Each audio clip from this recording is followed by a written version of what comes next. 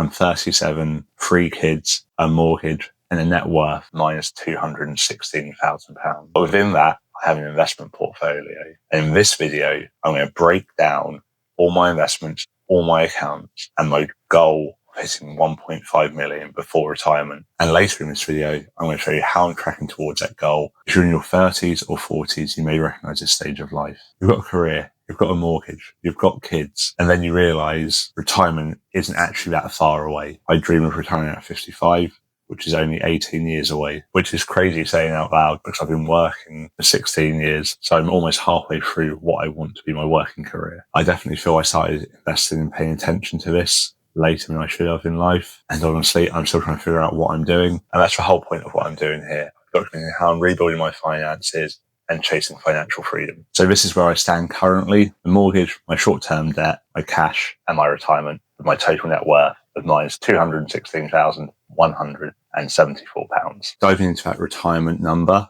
this is my investment portfolio, and I'm going to break it down for you. I have just over £96,000 spread across 4 accounts, a Vanguard SIPP, the Trading 212 Stocks and Shares ISA, my current workplace pension, and a lifetime ISA. And each of these serves a distinct purpose for me. And this is how I've broken them down. The Vanguard SIPP has just over £55,000 in it.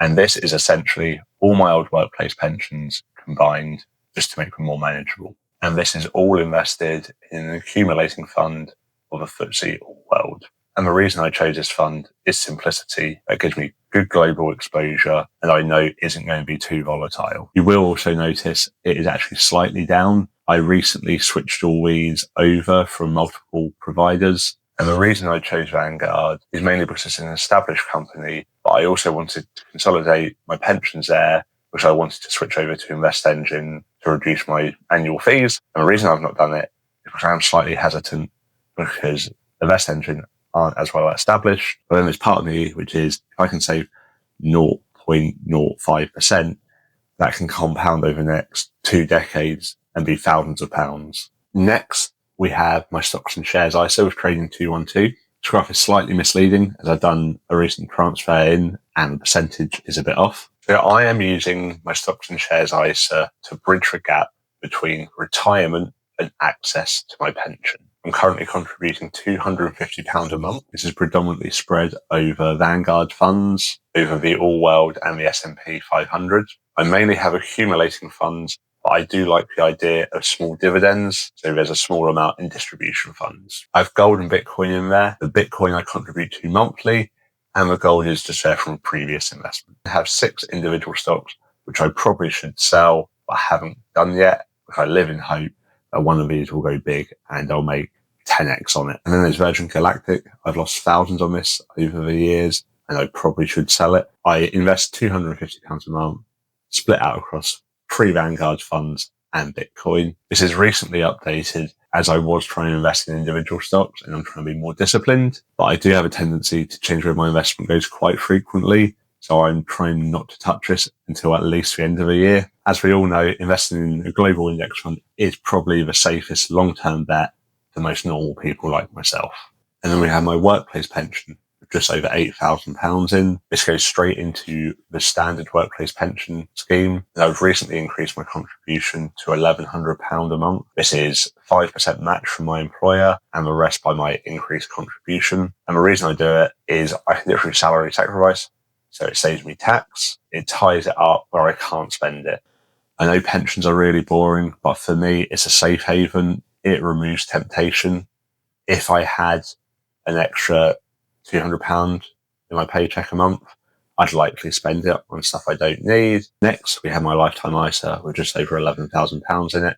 And I'm not actively contributing to this as it's more tax effective for me as a high rate taxpayer to contribute via salary sacrifice. And again, I'm quite boring. I just put this in the FTSE All World Fund. The main reason I opened this account, I saw a headline of a 25% government bonus, free money, not really paying attention to the withdrawal penalty and other tax efficiencies I could be getting through salary sacrifice. In hindsight, I probably didn't need to open it. One thing I'm learning is your strategy has to evolve as your income and priorities change. I've gone from thinking I'm going to find the next Tesla or Microsoft or Apple to let's just grow, let's focus on enjoying life and let compounding and boring investments carry me forwards. So zooming out on these accounts and all the investments I've got, just over 50% of my money is invested in the US. I'm not sure if that's a good thing or a bad thing, but to me, given the current global climate, maybe it feels a bit like a concentration risk. So I may look more to developing markets or emerging markets to diversify that slightly. Then if you look at asset allocation, about 90% of my portfolio is in equity. The rest is across property, bonds, and commodities, which at the stage of life I'm in puts me well positioned for growth over the long term.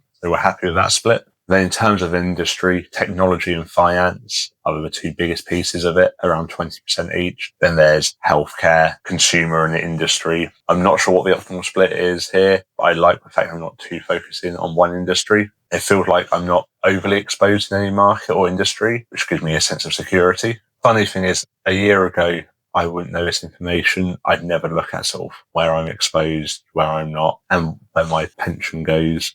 So it's quite interesting learning this stuff as we go. Earlier, I mentioned I want to achieve a £1.5 million retirement pot. So assuming I maintain the same £1,350 monthly contribution and average a 7% interest rate, here's how it would look in 18 years and 23 years. Missing my target on both. What's quite interesting about these compound interest calculators is it shows two things to me. One, starting early would have made a world of difference. But hindsight's a wonderful thing. And secondly, just what proportion of wealth comes from compounding interest over time. I hope to be able to increase my monthly investments as I continue to grow. I think for me, the next steps are being consistent with my investing. Keep it simple. Don't try and outsmart the market or invest in individual stocks. I know it causes me stress and costs me money, and give it time. You don't need to be clever. You need to be patient and consistent. Whilst my net worth is negative, I'm really proud of my investment portfolio and so excited to hit that six-figure territory, hopefully in the next month or two. I'll keep you updated on that. Let me know what you think of my investment portfolio and how I'm tracking. I'll be sharing the journey, my wins, losses, my challenges, and everything else along the way. So hopefully in a few months will be another one of these. It'll be even simpler, even more clean cut, and we've made good progress. Cheers for watching.